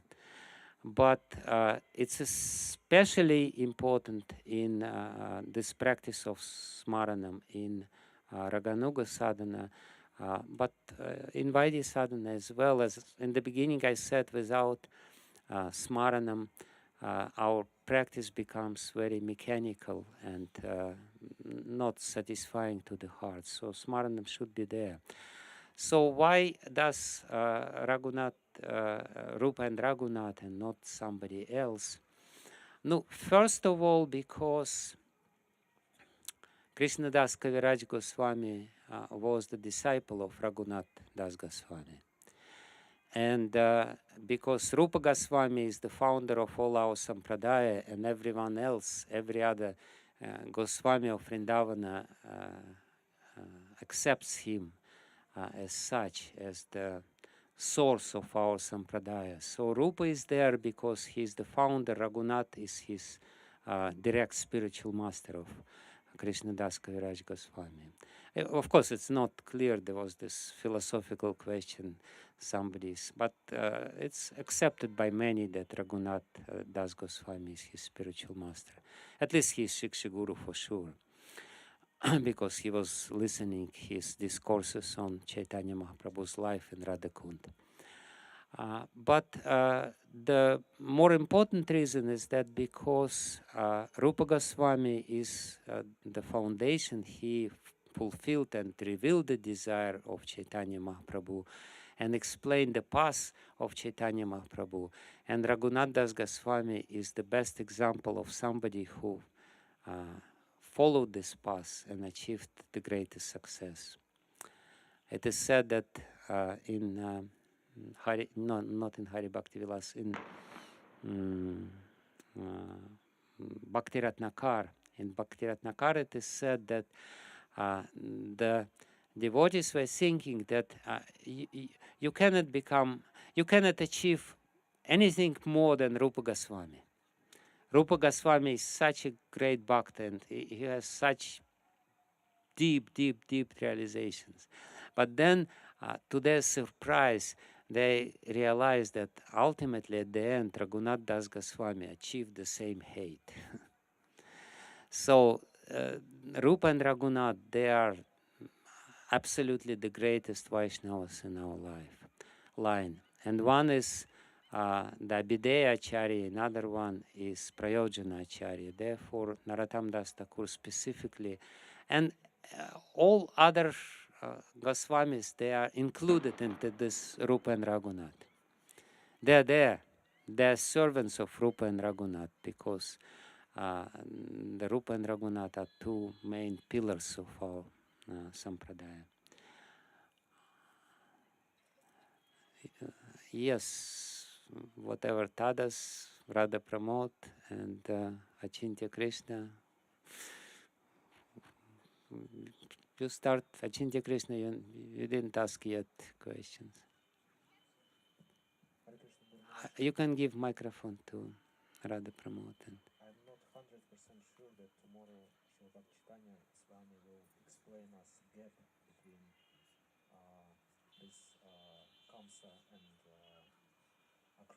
Narada. I will explain tomorrow. But tomorrow Bhakti Chaitanya Maharaj. Bhakti Chaitanya Maharaj will give class from 4:30 to 5:30 approximately, and then from 5:30 till the next morning I will explain the rest of the story. Okay, thank you. No, don't be scared. No, I will speak a little bit. I will definitely explain to you the point which you're asking. I will explain to you. Maharaj, you are telling that in an initial stage there is some resistance needed for devotees to grow them and become more stronger. Now, but when people come, we try to tell them to be in a favorable situations. They have to be in some favorable situation, like stay in the association of devotees, come to temple regularly, and now like sometimes they're in a situation they're very far and other things. So how to say that okay, this is good for you, because there is a risk that they may not continue if they stay in such situations. Well, if there is a risk that they will not continue in unfavorable situation, it basically means that they're not serious. If they're serious from the beginning, if they do have faith, they will continue, and you don't need to invent unfavorable situations, because this life is very much unfavorable for devotional service in any case. Then favorable situations will come. You don't need to pray like Queen Kunti. She definitely didn't need to pray for this because it was coming. The unfavorable situation will come in one way or another. Krishna knows which unfavorable situations you need. He knows particular problems which are needed or areas of your growth. So Kali Yuga is very unfavorable in general. And sometimes ISKCON temples are very unfavorable for practice of devotional service. So I know some preachers, they do not send their counselees or people in the ISKCON temples. So sometimes by sending people into ISKCON temples, you're sending them in very unfavorable situation too. So what I mean to say is that unfavorable situations will come. Don't worry about this, one way or another. We should not make any endeavor to change them, or some. No, endeavors may be there. We should be reasonable. We should use our common sense, which is not so common. But at the same time, we should not be entirely afraid or scared of any unfavorable situations, understanding that the unfavorable situations are good. They are good in many, many regards. Yes, as much as possible, we should try to change, but not necessarily. What we should not do, we should not make the condition. I will only practice bhakti if everything will become favorable. When I don't have to work, when I don't have family responsibility, when everyone is just so nice to me and everything is good, then only I can practice bhakti. That's wrong. That's false. But as much as possible, according to our understanding, we should make our circumstances favorable. But at the same time, we should not be scared or afraid of unfavorable situations. Like sometimes what happens, either husband or wife or authority, they are not very, they don't treat, so then there come victim mentality, or so these things they undergo such situations. So we should suggest them something. If it's oftentimes, but I've seen if a devotee is mature and if the people around him see that he is really changing in a very positive way, they ultimately become very favorably disposed. I've seen it again and again and again, how initial enmity towards practice of bhakti becomes very encouraging attitude. But of course, for that maturity is required, and to avoid victim mentality, as you said, or this lamentation or whatever, which is, of course, we're all prone to, you need to have good associations. So besides unfavorable, I never said that only unfavorable situation will make your bhakti strong. It's an element which is important, but if at the same time you have good association, then the good association of mature people will help you to overcome all these problems in a very mature way, and by overcoming these problems you will grow in a very positive way. So we definitely need help from other devotees. That's for sure. Thank you. Okay. Thank you very much. Guru Maharaj, thank you for the lecture. I wanted to ask you, because we are in this auspicious place where the presence of Giriraj is clear, and what is more, he is wearing that fresh garland which you said, which is of devotees who are doing constant parikrama. Parikrama. Yeah. Parikrama. Constant parikramas. How should we use all this? What is clear, like what we're witnessing every day? How should we use this to reach what you said at the end of the lecture, to reach Radharaman or Nandana Krishna? Like how what is the linkage between Giriraj, which is here, and between Radharaman? Yeah, Radharaman lifts up Giriraj. That's the link between them. He likes to do it.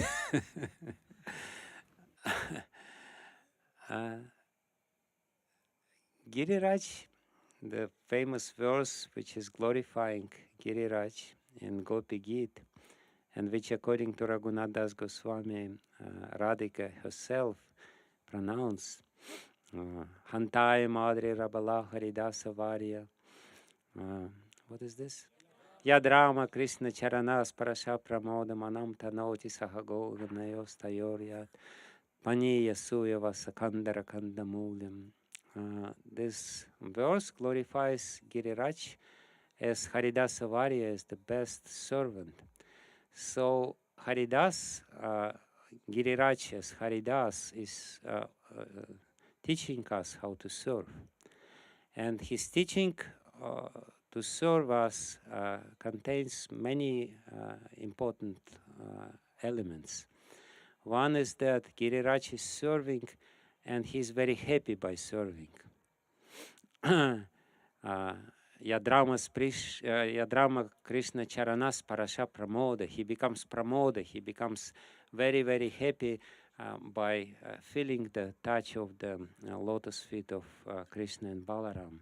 Another lesson is that Manam tanoti sahago ganayostayor, yet he is not only serving Krishna and Balaram, he is also expanding or extending his respect, manam tanoti, to go to the cows, to Krishna's friends and to gopis. So he's doing this. So that's the second lesson. The second lesson is that we should respect not only Krishna but all his devotees. And the third lesson is that he's serving by all means. He's providing the grass, he's providing the caves, he's providing fruits, he's providing waterfalls, fresh water, everything else. So he's trying to do whatever we like. So your question is how Giriraj is connected with Radharaman. He shows how to please Radharaman by pleasing all his associates, by being very happy in devotional service, and by trying to serve Krishna by all means. So that's the answer to this question. Yes, you wanted to ask? Hare Krishna, Guru Maharaj. My question is regarding Vaishnava etiquette and respect. Is it appropriate to ask senior Vaishnavas about the level of devotion they're in or their very intimate experiences with Krishna? Because I don't want to offend anybody. Perhaps they wouldn't sound. They want to be humble and show humility. No, it's not appropriate to ask this question. If they like, they will tell you yourself about their experience. But it's not proper to ask. You can ask somebody else, their god brothers or whatever, to chant their glories, but it's not appropriate to ask them. You know, please tell me you are on the level of Prema or on the level of Bhava, but be honest with me.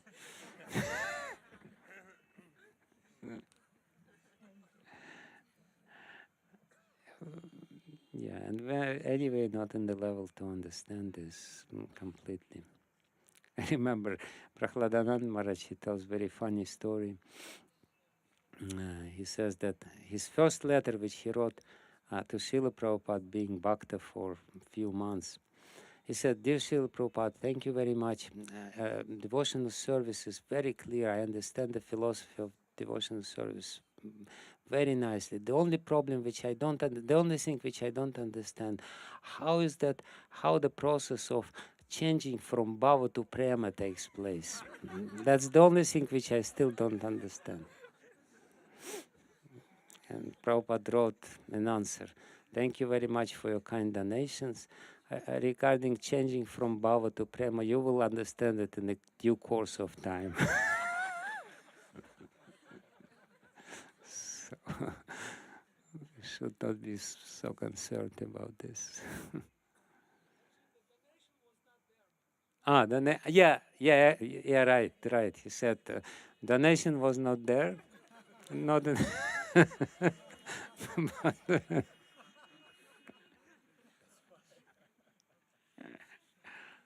Okay, so last question, please.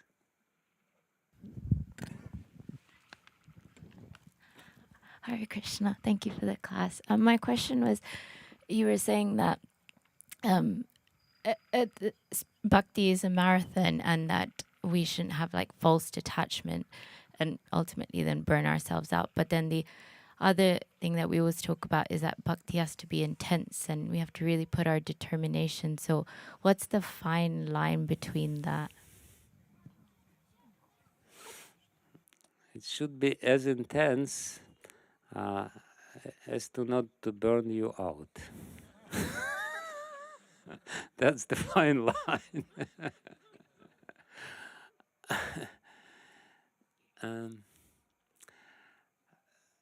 It is explained very beautifully by Bhaktivinoda Thakur. Bhaktivinoda Thakur says that it's a human psychology to find a zone of comfort. if you are practicing bhakti and you find yourself in the comfort zone, something is wrong which you are doing. Because comfort zone basically means that you're doing whatever is convenient to you. So you have to go a little bit out of comfort zone where you exert yourself to a certain extent, but not too much. You don't try to artificially reach the level of practice which is appropriate to people with different qualifications. But at the same time, you should try your best to practice it in such a way that you feel certain exertion. You feel that there is some tension should be there, you're doing whatever you can and little bit more than you can. Then it's good. If you're only doing whatever I can, the tendency will be you will be able to do less and less and less. But if you do whatever you can and little more than this, then your ability to do will be more. So if you can chant 16 rounds, please try to chant 17 rounds. It's good. I wouldn't recommend you to chant 2 lakhs a day if you are only comfortable with 16 rounds. But 17 or even, I dare to say 20 is okay. Okay, so thank you very much. That was our 4th lecture, and tomorrow we'll start our seminar, finally, and finish it as well.